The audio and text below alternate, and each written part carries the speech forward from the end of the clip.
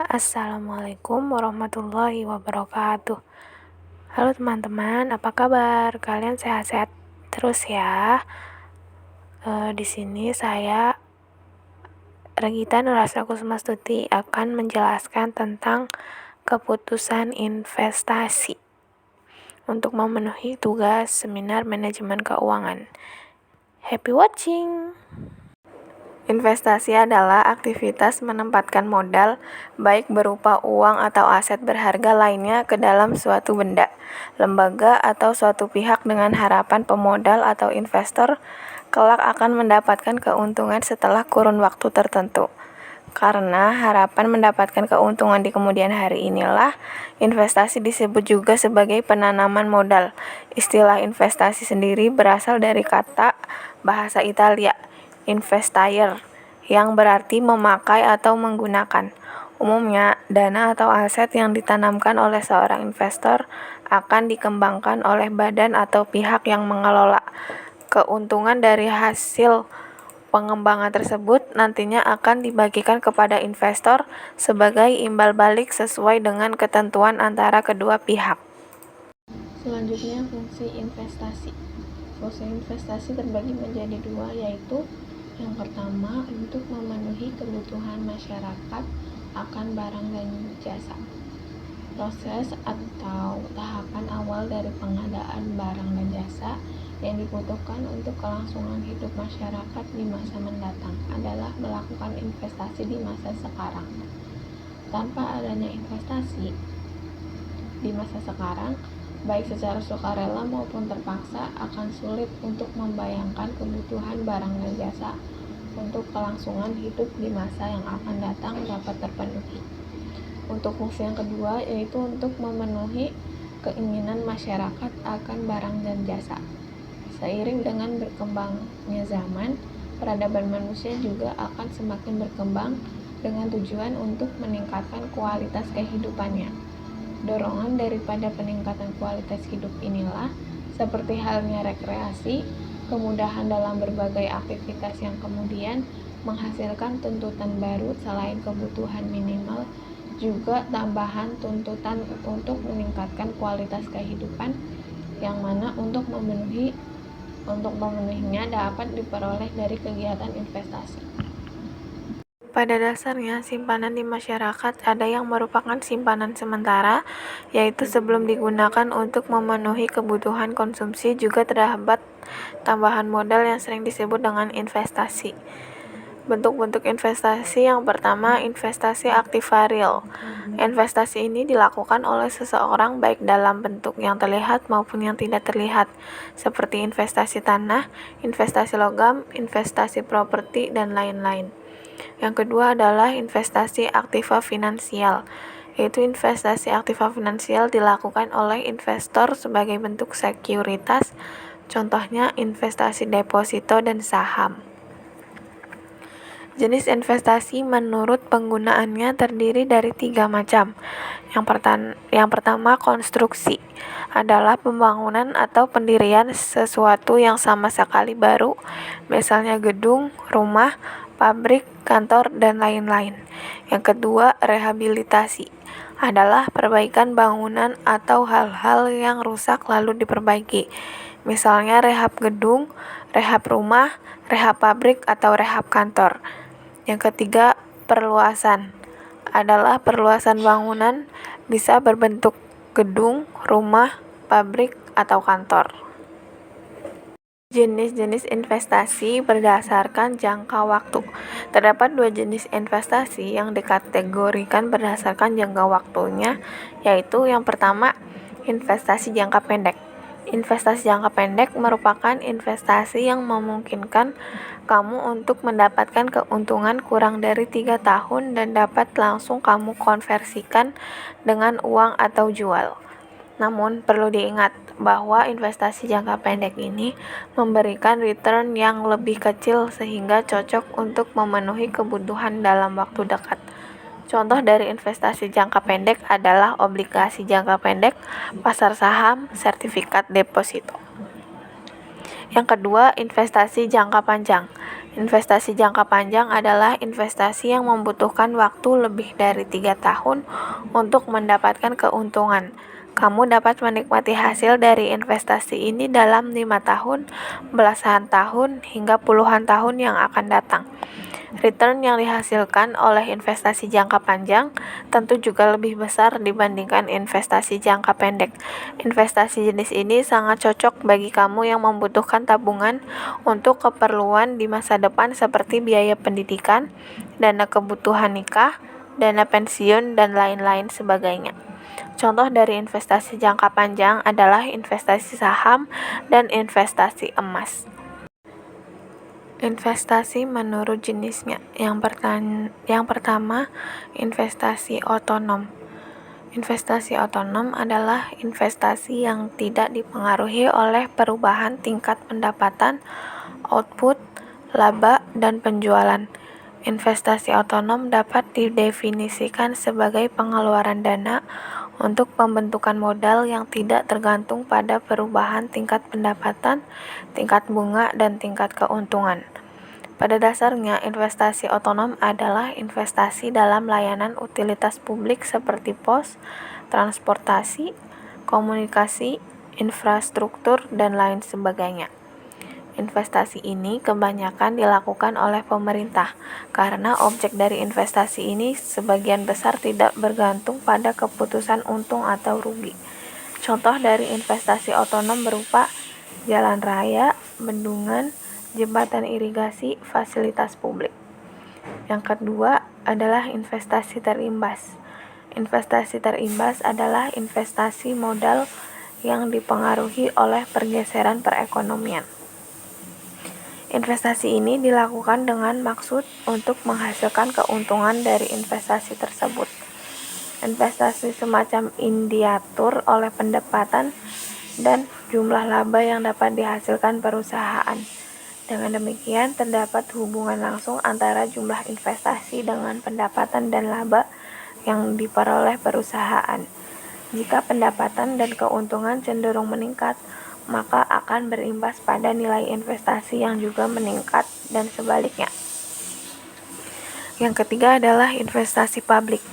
Investasi publik disebut juga investasi pemerintah, di mana pemerintah menanamkan modal baik itu pembangunan atau mendukung komunitas atau program tertentu guna untuk memulihkan atau meningkatkan kondisi ekonomi negara atau mensejahterakan masyarakatnya. Investasi pemerintah dijalankan oleh operator investasi pemerintah yang ditetapkan oleh Menteri Keuangan, yaitu Badan Layanan Umum, Badan Usaha Milik Negara, dan badan hukum lainnya. Manfaat investasi. Yang pertama adalah kebebasan finansial. Salah satu tujuan investasi adalah kebebasan finansial atau financial freedom, di mana seseorang dianggap sudah bisa mendapatkan passive income, dapat memenuhi kebutuhan hidup dalam jangka panjang. Bagi mereka yang bekerja, passive income adalah pendapatan di luar gaji yang diterima setiap bulannya dari tempatnya bekerja. Dengan kata lain, kebebasan finansial bisa didapatkan ketika kebutuhan hidupnya bisa terpenuhi meskipun seseorang memutuskan untuk tak lagi bekerja. Yang kedua, untuk melindungi aset dari inflasi. Tujuan berikutnya investasi adalah melindungi aset dari inflasi. Inflasi yang terjadi terus-menerus setiap tahun bisa membuat nilai aset berkurang. Dengan investasi, maka aset juga berkembang menghasilkan nilai tambah sehingga bisa mengimbangi gerusan inflasi. Manfaat yang ketiga adalah untuk meningkatkan kekayaan. Sejatinya, manfaat dan tujuan investasi adalah untuk meningkatkan jumlah aset atau kekayaan yang dimiliki. Bagi seseorang yang bekerja, hasil return investasi tentunya menjadi tambahan penghasilan. Manfaat yang keempat adalah kebutuhan darurat. Banyak orang memilih investasi adalah karena sebagai jalan aman ketika mengalami kondisi darurat. Ini karena di masa mendatang Terkadang ada biaya yang harus dikeluarkan dalam jumlah besar, sementara penghasilan bulanan dirasa tidak akan mencukupi. Beberapa kondisi darurat, contohnya investasi seperti biaya renovasi atau membeli rumah, biaya pendidikan, biaya naik haji, hingga biaya rumah sakit apabila sakit di kemudian hari. Kadang-kadang investasi dilakukan untuk menggantikan barang modal lama yang perlu disingkirkan. Dalam praktiknya, upaya dilakukan untuk mencatat nilai investasi yang dilakukan pada tahun tertentu, yang digolongkan sebagai investasi atau pembentukan modal atau penanaman modal, meliputi pengeluaran atau perbelanjaan yang berikut. Yang pertama, pembelian berbagai jenis barang modal, yaitu mesin dan jenis peralatan produksi lainnya untuk pendirian berbagai jenis industri dan perusahaan. Yang kedua, pengeluaran untuk pembangunan rumah tinggal, kantor, pabrik, dan bangunan lainnya. Yang ketiga, nilai tambah dari stok barang yang tidak terjual, bahkan mentah, dan barang yang masih berproduksi pada akhir tahun GNI.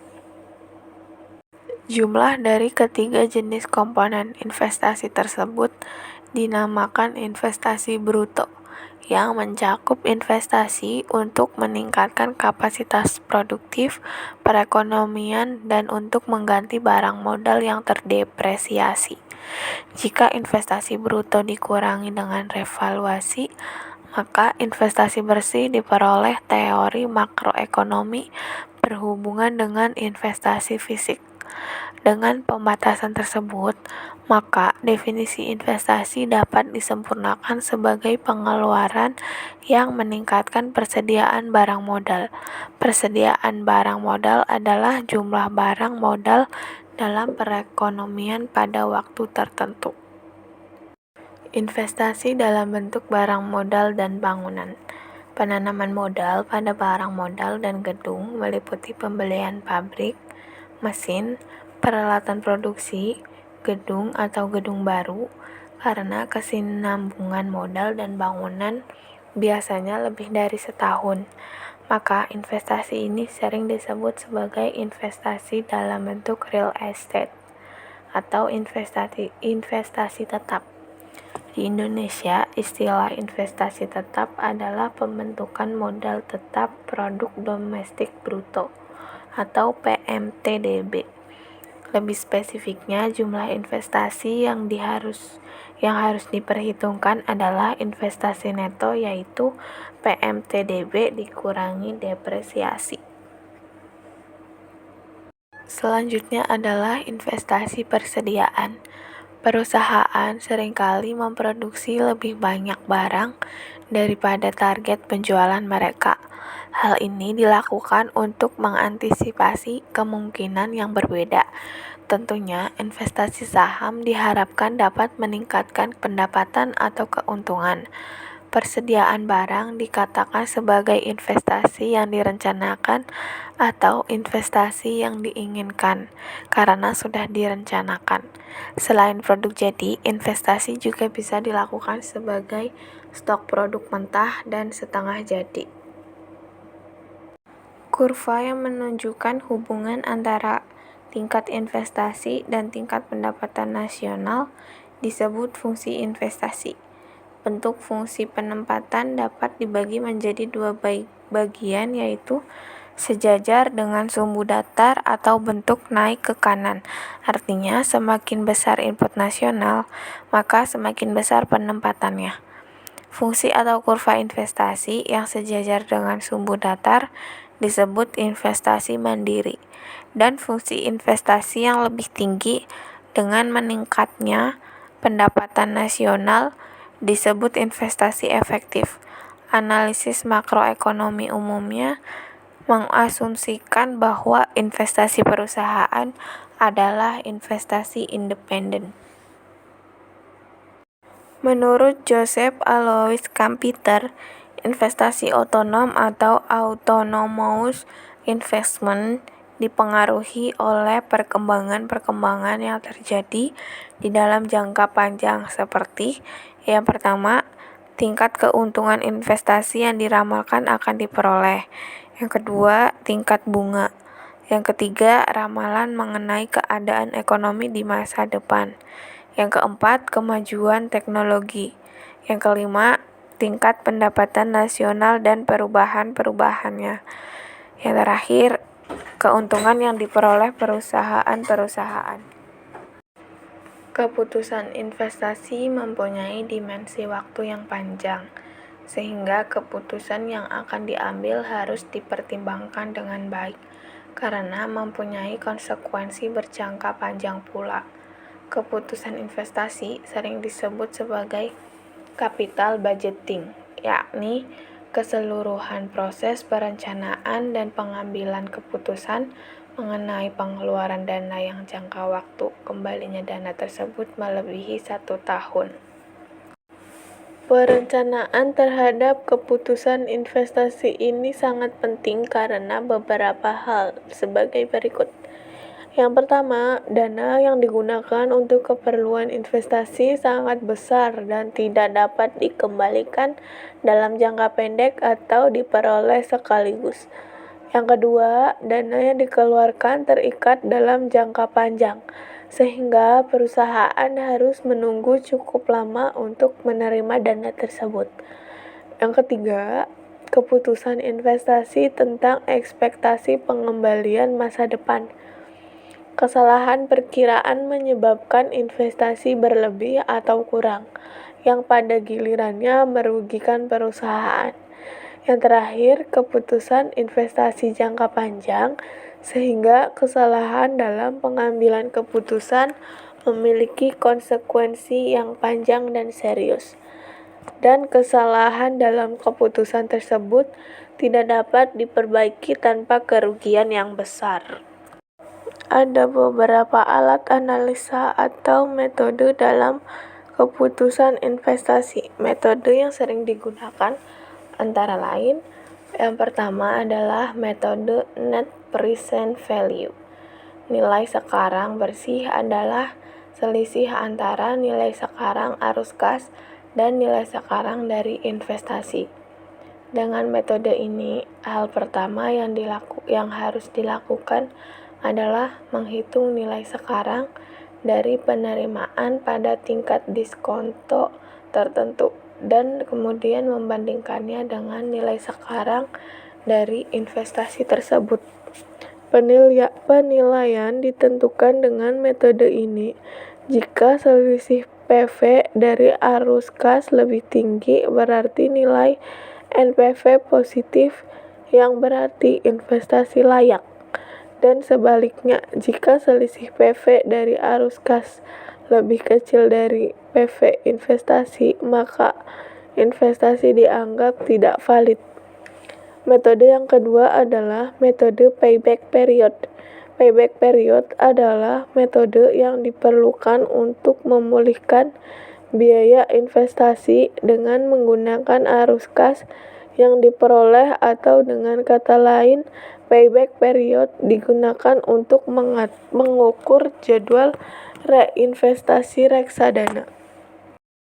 Selanjutnya, metode yang ketiga adalah metode profitability index. Metode ini menghitung perbandingan antara present value dari penerimaan dengan present value dari investasi. Bila profitability index lebih besar dari 1, maka proyek investasi layak untuk dijalankan. Metode yang keempat adalah metode average rate of return. Metode ini menghitung hubungan antara nilai pendapatan sekarang dan nilai sekarang dari sebuah investasi. Jika indeks profitabilitas lebih tinggi dari 1, proyek investasi layak. Metode yang terakhir adalah metode internal rate of return. Tingkat pengembalian internal atau laba atas investasi adalah tingkat bunga yang sama dengan nilai sekarang dari arus kas dan nilai sekarang dari arus kas.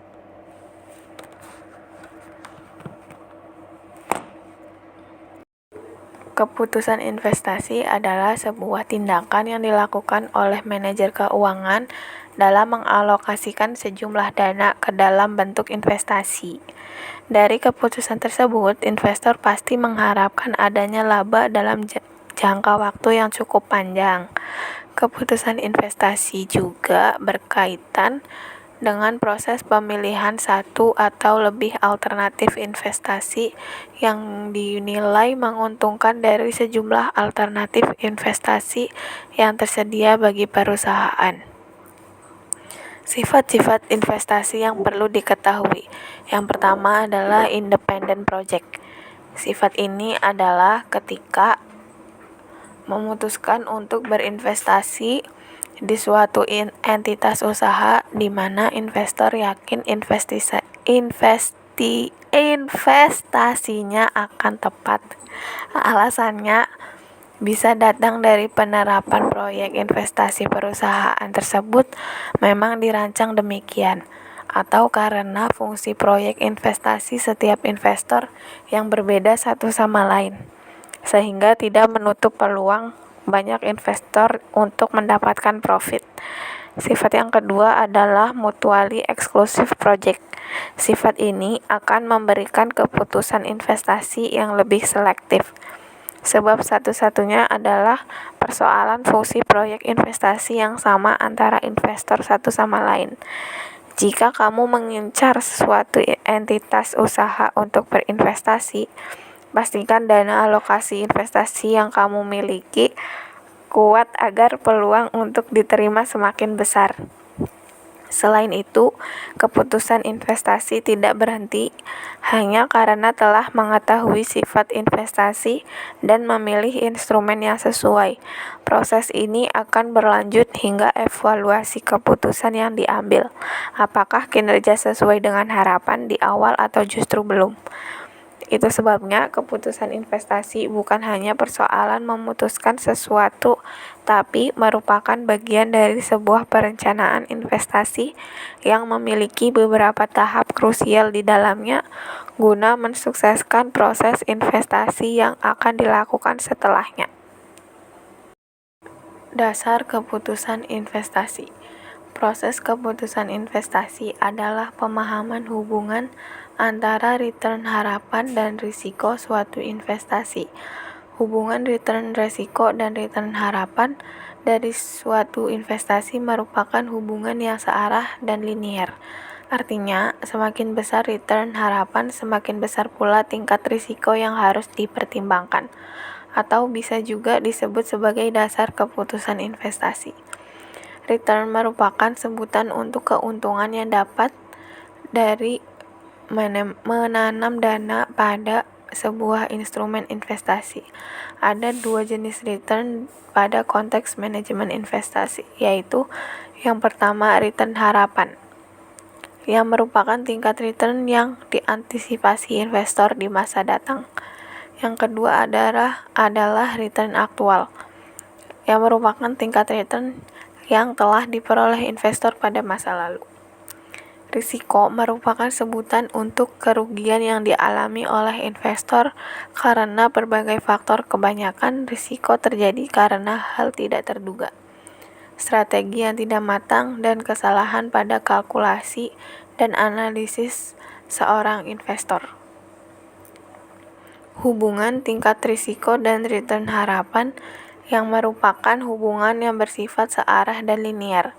Artinya, semakin besar risiko suatu aset, maka semakin besar pula return harapan atas aset tersebut. Demikian sebaliknya. Oleh karena itu, sebelum yakin mendapatkan sebuah keputusan, investor biasanya akan membuat pertimbangan menyeluruh yang baik dan matang, terutama pada bagian dasar keputusan investasinya. Karena salah sedikit saja, dampak merugikan sangat mungkin terjadi pada penempatan investasi. Cara pengambilan keputusan investasi. Yang pertama, penentuan tujuan investasi. Pada tahap ini, investor harus tahu apa tujuan mereka dalam berinvestasi. Apakah itu jangka panjang atau pendek. resiko tinggi dengan potensi keuntungan yang tinggi, atau resiko rendah dengan keuntungan yang rendah. Yang kedua, penentuan kebijakan investasi. Tahapan ini dimulai dengan penentuan keputusan alokasi aset atau Asset Allocation Decision.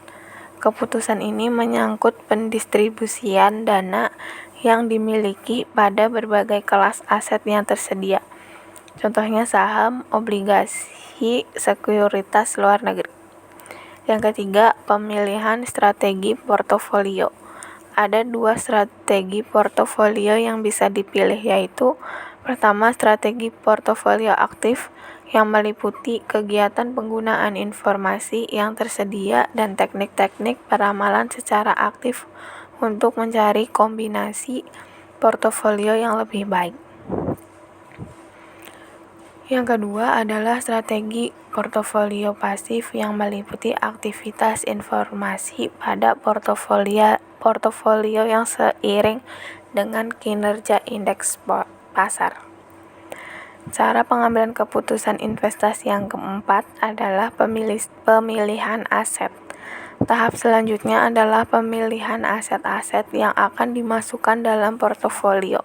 Tahap ini memerlukan pengevaluasian setiap sekuritas yang ingin dimasukkan dalam portofolio. Tujuan tahap ini adalah untuk mencari kombinasi portofolio yang efisien, yaitu portofolio yang menawarkan return diharapkan tertinggi dengan tingkat risiko tertentu atau sebaliknya, menawarkan return diharapkan tertentu dengan tingkat risiko terendah. Cara pengambilan keputusan yang kelima adalah pengukuran dan evaluasi kinerja portofolio. Tahap ini bisa dikatakan sebagai tahap final atau penentuan. Apakah keputusan investasi sudah layak atau belum? Jika tahap pengukuran dan evaluasi kinerja telah dilewati dan ternyata hasilnya kurang baik, maka proses keputusan investasi harus dimulai lagi dari tahap pertama. Demikian seterusnya sampai dicapai keputusan investasi yang paling optimal. Tips mengambil keputusan investasi yang tepat. Yang pertama, kenali dulu jenis investasinya. Sebelum memutuskan untuk berinvestasi, sebaiknya kamu mencari tahu dulu mengenai jenis investasi yang menguntungkan dan tidak menimbulkan risiko. Yang kedua adalah tentukan tujuan dan kebijakannya. Menetapkan tujuan investasi akan lebih memaksimalkan hasil dari keputusan investasi, karena tujuan investasi akan lebih memotivasi investor dalam melakukan yang terbaik untuk perencanaan keuangannya dengan investasi menjadi bagiannya. Setelah menetapkan tujuan investasi, langkah selanjutnya adalah menentukan kebijakan investasi. Kebijakan yang ditetapkan oleh setiap investor berkorelasi atau berhubungan dengan tujuan yang telah mereka tetapkan sebelumnya. Dimulai dari penentuan keputusan alokasi aset yang menyangkut pendistribusian dana yang dimiliki pada berbagai kelas-kelas aset yang tersedia seperti saham, obligasi, real estate, atau sekuritas luar negeri. Yang ketiga, tetapkan strategi portofolio investasi. Terdapat 2 strategi portofolio yang dapat dipilih. Di antaranya adalah strategi portofolio aktif dan strategi portofolio pasif. Strategi portofolio aktif meliputi kegiatan penggunaan informasi yang tersedia dan teknik-teknik estimasi secara aktif dalam mencari kombinasi portofolio yang lebih baik. Sedangkan strategi portofolio pasif adalah aktivitas investasi pada portofolio yang seiring dengan kinerja indeks pasar. Artinya portofolio yang dilakukan hanya mengikuti indeks pasar yang ada. Yang keempat adalah melakukan diversifikasi. Diversifikasi merupakan satu cara untuk mengendalikan risiko karena walaupun berinvestasi pada beberapa aset investasi yang kamu miliki, Diversifikasi juga dikaitkan sebagai strategi untuk menyempurnakan portofolio. Diversifikasi cocok dilakukan untuk jenis investasi seperti reksadana dan saham. Tips yang kelima adalah menghitung tingkat keuntungan risiko.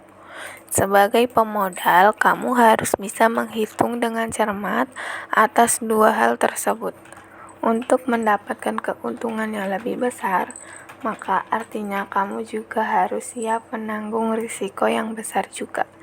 Namun sebaliknya, jika semakin rendah risiko yang ditanggung, maka semakin rendah tingkat keuntungan yang dapat diharapkan. Tips yang keenam adalah tentukan jangka waktu investasi. Menentukan jangka waktu investasi di awal bisa membantu dalam menentukan berapa kisaran risiko yang kelak ditanggung. Biasanya, orang yang berinvestasi untuk jangka panjang dapat menanggung risiko yang lebih besar. Ini disebabkan karena investasi saham mengalami fluktuasi yang tinggi dari waktu ke waktu. Namun investasi jangka panjang juga memiliki tingkat keuntungan yang stabil juga. Tips yang ketujuh yaitu mengenali karakter diri sendiri sebagai investor.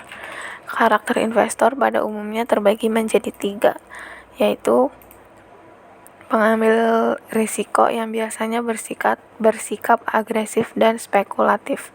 Yang kedua, penghindar risiko yang cenderung menghindari berita dan surat kabar atau sumber media berita lainnya agar tidak mengganggu rencana keputusan investasinya.